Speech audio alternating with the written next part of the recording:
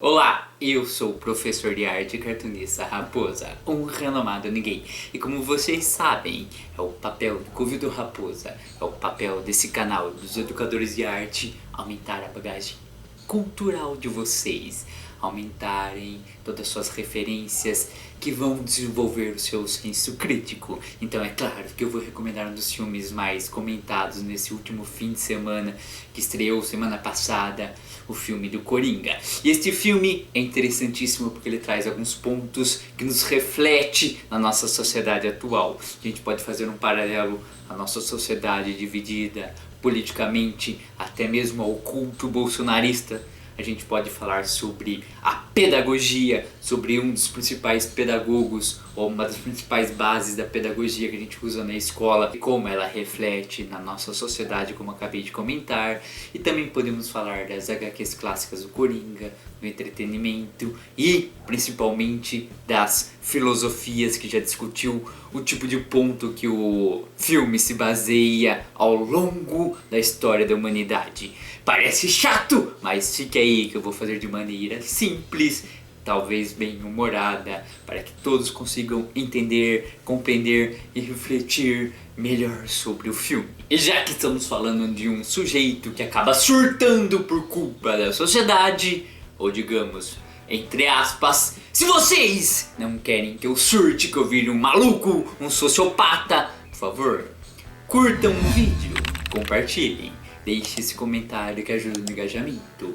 Porque vocês sabem, o Convido Raposa é tão pequeno, sofrido, ele apanha de todos os lados da comunidade youtubeira. A gente não é valorizado, somos igual o Coringa do filme. E se vocês não darem um abraço, não darem a mão, não prestarem solidariedade, obviamente esse canal começará uma revolução tóxica, uma revolução torta. E vocês podem estar na reta por não terem ajudado no engajamento. Antes de entrar nos temas mais cabeças, essas coisas mais, digamos, complexas, vamos falar da parte mais fácil de entender do filme, do aspecto técnico, da apuração do diretor.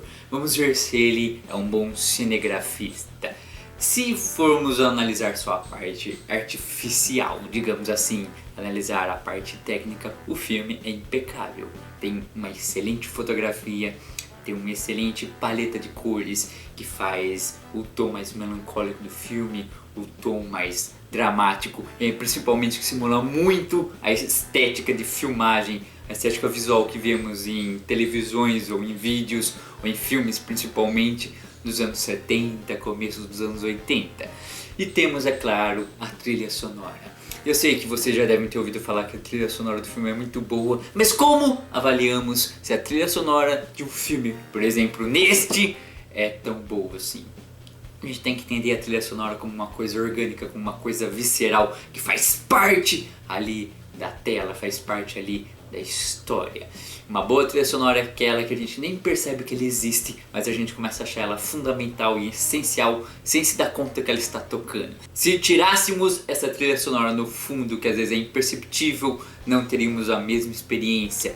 Uma boa trilha sonora não é aquela que a gente para pra pensar, nossa, olha essa trilha sonora que boa, olha como ela está bem nessa cena, está bem colocada. Pelo contrário, é aquela que a gente nem percebe que está tocando, mas como eu disse, faz o nosso emocional trabalhar junto com o que estamos vendo. A trilha sonora aqui é sutil, ela começa de um jeito e ela vai se modificando à medida que o Coringa, à medida que o personagem vai modificando a sua mente e vai se transformando ao longo do filme. E claro que não dá para falar de um filme, de uma obra do Coringa, sem citar a já clássica e batida de tão referenciada Piada Mortal, de Alan Moore e Brian Bolland. Aliás, muito me intriga que vários canais que citam esta obra sequer citam as influências que geraram ela. Principalmente o Elogio da Loucura, uma das obras filosóficas mais importantes do Ocidente, escrita por Erasmo de Roterdã. Erasmo de Roterdã. Você não sabe onde fica Roterdã? Pesquisa no Google! Ele era um humanista, o que significa que provavelmente ele era de humanas.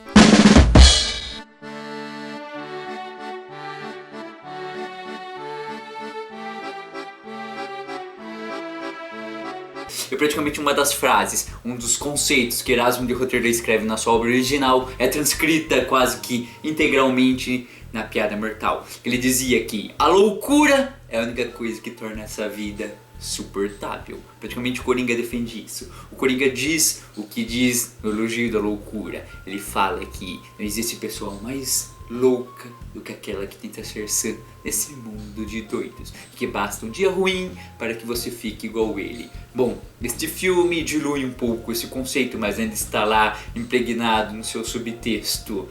E vamos comentar um pouco mais sobre isso. O pessoal também comenta: eu acho que precisava do Batman no filme, porque o Batman é um contraponto ao Coringa e faz ele surtar pela sua existência. Eu não sei se eu concordo muito com isso, porque o Coringa ele seria mal do jeito que é, ele seria do jeito que é, independente da existência do Batman. A diferença é que sem um Batman, talvez o Coringa cometa pequenos assassinatos, pequenos crimes. E quando surge uma figura que chama tanta atenção dos holofotes, que causa tanto furor na sociedade como o Batman, aí sim ele tem que ser um contraponto que vai causar o mesmo furor. Então as suas obras do mal, seus assassinatos serão mais eloquentes, mais grandiosos, mais em massa, para corresponder à força que causa a figura do Batman. Então eu acho que não precisa de um Batman para ser o Coringa. Só vai mudar a grandiosidade, só vai mudar o impacto das ações. Uma das críticas que eu vi o pessoal fazer é que o filme traz uma mensagem perigosa. Afinal, o filme diz mais ou menos que a sociedade bate a vida inteira no indivíduo até que ele não aguenta mais, ele resolve reagir de maneira violenta e faz o que faz, por exemplo, um massacre. As pessoas dizem que o filme passa essa mensagem porque ele é muito semelhante ao que acontece na nossa vida real. Quando o pessoal dispara armas de fogo em massa, geralmente esses indivíduos, quando eles não se matam, ou quando eles deixam cartas de suicídio, a desculpa, a justificativa que eles dão aqui: a sociedade bateu neles a vida inteira e a sua reação, o seu ato para devolver, para dar o troco, foi fazer essas barbaridades. É mais ou menos isso que o Coringa diz numa entrevista durante o filme, que a sociedade bateu nele a vida inteira, o massacrou, então ele resolveu apenas devolver aquilo, devolver a estupidez, a ignorância, devolver a crueldade da sociedade nos atos cruéis que ele comete. Apesar de eu entender esta crítica, apesar de eu até concordar em certas medidas, eu não acho que um filme vá ter influência de causar ou de fazer pessoas cometerem tais atos, porque esses atos já aconteciam independente da existência desse filme. O filme está apenas pegando um ponto que já existia e colocando nas telas, que aliás é o que a arte faz. Ela provoca, ela causa a crítica, ela expõe aquilo que a gente às vezes não quer ver, como por exemplo o meio transformando o indivíduo. Aliás, o meio transformando o homem é uma das filosofias que eu quero discutir agora. Rousseau dizia que o homem nasce bom e é o meio que o corrompe.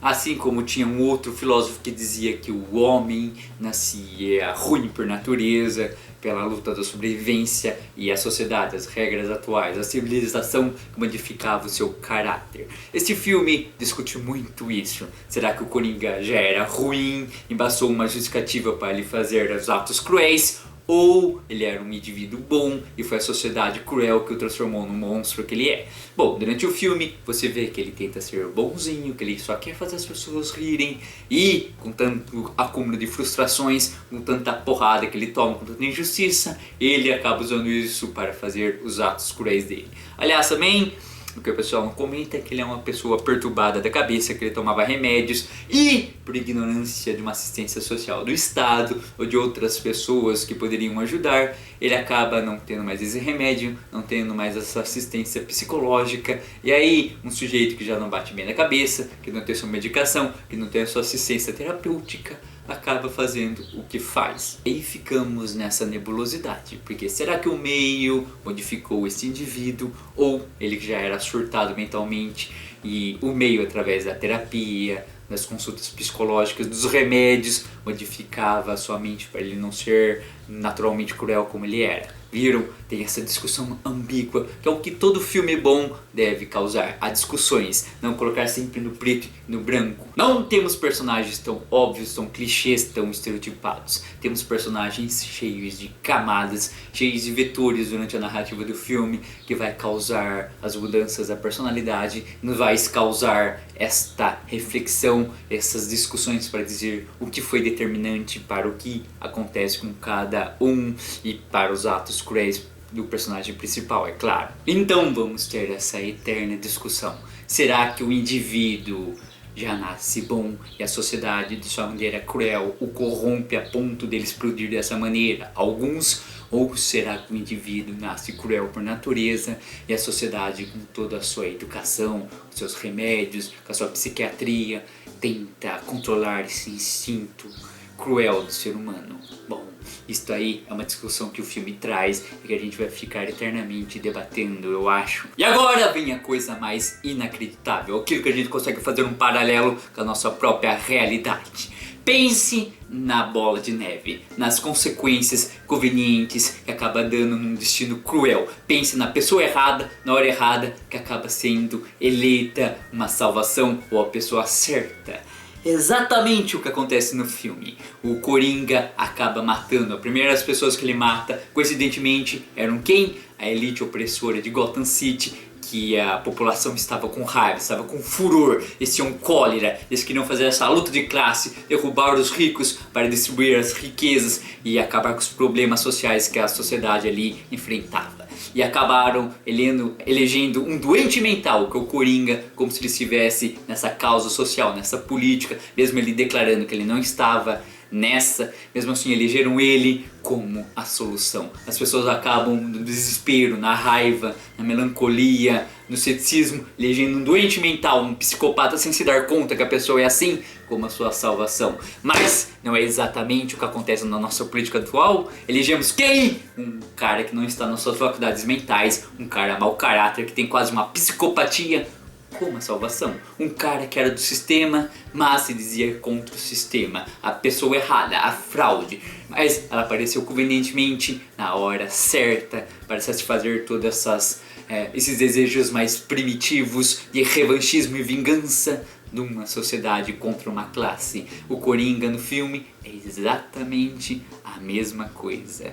Veja se isto não é cruel, se isso não é sádico, se não é uma ironia que incomoda. E eu gostaria de deixar um questionamento para vocês que eu sempre tive, que eu acho que cai muito no contexto do que eu acabei de falar. Vocês já leram Cervantes? Já leram Don Quixote? Don Quixote era aquele maluco que via os moinhos como gigantes. Mas quem será que é louco realmente? O Don Quixote ou o personagem do Sancho Panza, que anda com ele e faz reforço positivo, bate palma para louco dançar e fala: isso aí, vai lá combater moinhos, achando que são gigantes? Ou seja, quem será que é o problema? O Bolsonaro, o Coringa da vida? Ou as pessoas que seriam mais normais, que seriam mais sãs, que dão reforços positivos para todas as maluquices que eles cometem? Fica aí o questionamento. E é interessante que eu vi muito bolsonarista reclamando com a esquerda, que estava fazendo mimimi sobre o perigo que esse filme pode representar esses indivíduos incel que vão usar ele como reforço positivo a coisas que eles já queriam fazer ou sofrem, etc. Olha, mas veja como o mundo é irônico. Vocês lembram do algoz do Bolsonaro, o cara que ironicamente ainda ajudou ele a ganhar uma eleição? O Adélio Bispo? Quem é Adélio Bispo? Um desequilibrado mental que viu no Bolsonaro uma ameaça à sua existência e por se sentir ameaçado foi a última consequência eliminar fisicamente a figura do mito? Mas o Adélio Bispo é muito igual a este Coringa que os bolsonaristas estão pagando pau e achando demais que a esquerda se preocupe com que o vídeo, que o filme pode acarretar em pessoas desequilibradas. Ora, se eles fossem acostumados a pensar coisa que um bolsonarista não é ou não seria um bolsonarista, eles fariam essa referência, essa associação e com certeza eles estariam na fila daqueles que observam que esse filme pode ser um potencial perigo de incentivo. Não que eu ache, só estou falando nesse espectro, nesse tipo de comentário. Onde está a pedagogia que eu comentei no começo do vídeo? Ora, como diria o psicólogo Vygotsky. Se você não sabe, Vygotsky é uma das bases curriculares de qualquer curso de pedagogia, de qualquer curso de licenciatura que a gente tem que estudar. Vygotsky também dizia que o meio modificava o homem, mas o homem influencia a forma e a forma influencia o meio, ou seja, modifica o meio. Se o homem tiver a educação, se o homem conseguir a educação, ele consegue modificar o meio. E assim esse meio modificado vai transformar o homem em uma coisa positiva. Aí você vai me dizer, você está dizendo que se o Coringa tivesse escola, talvez nada disso aconteceria. O Coringa não, mas como eu disse, as pessoas que o elegeram como herói, sim. As pessoas que o elegeram como herói não teriam, talvez, a mesma coragem ou a mesma covardia, digamos assim, não seriam capazes de fazer os atos atrozes do Coringa no filme. As pessoas não seriam umas malucas, elas não puxariam o gatilho, elas não seriam essa psicopata. Mas elas colocam todas as frustrações, elas colocam a sua cólera coletiva de raiva, de querer combater o sistema para que alguém faça isso. Mas talvez se essa pessoa tivesse um pouco mais de bagagem cultural, que é a função desse canal, se essa pessoa tivesse um pouco mais de senso crítico, elas não elegeriam pessoas cruéis, sádicas, psicopatas e gente maluca como heróis, como representantes para fazer aquilo que ela pensa que é o certo. Então é óbvio que a educação tem um papel fundamental para modificar o meio e assim o meio não fazer reforços positivos em malucos. Veja quanta discussão interessantíssima esse filme trouxe. Podemos discutir se o meio influencia o homem ou se o homem nasce ruim e o meio que modifica ele para positivo. Ou podemos discutir sobre o paralelo com a nossa política, ou podemos falar sobre Vygotsky, sobre essa pedagogia em que o homem precisa modificar o meio para que o meio modifique novamente o homem, e que se as pessoas tivessem mais bagagem culturais, mais senso crítico, elas não bateriam palma para louco dançar, elas não depositariam suas esperanças, seus pensamentos sádicos e cruéis em um indivíduo para fazer essas coisas, elas condenariam isso. Esse canal é maravilhoso, não é? E se vocês não querem que eu vire um maluco, que eu saia explodindo todo mundo por aí pelas frustrações, que esse canal não vai chegar a 10 mil seguidores até o fim do ano, por favor, ajude no engajamento do vídeo. Curta, comente, compartilhe, ajude esse professor de arte que já está vestido a caráter de um maluco, de um palhaço. Só falta eu pintar a cara, o que me deixaria muito menos feio. Enfim, abraço, até a próxima.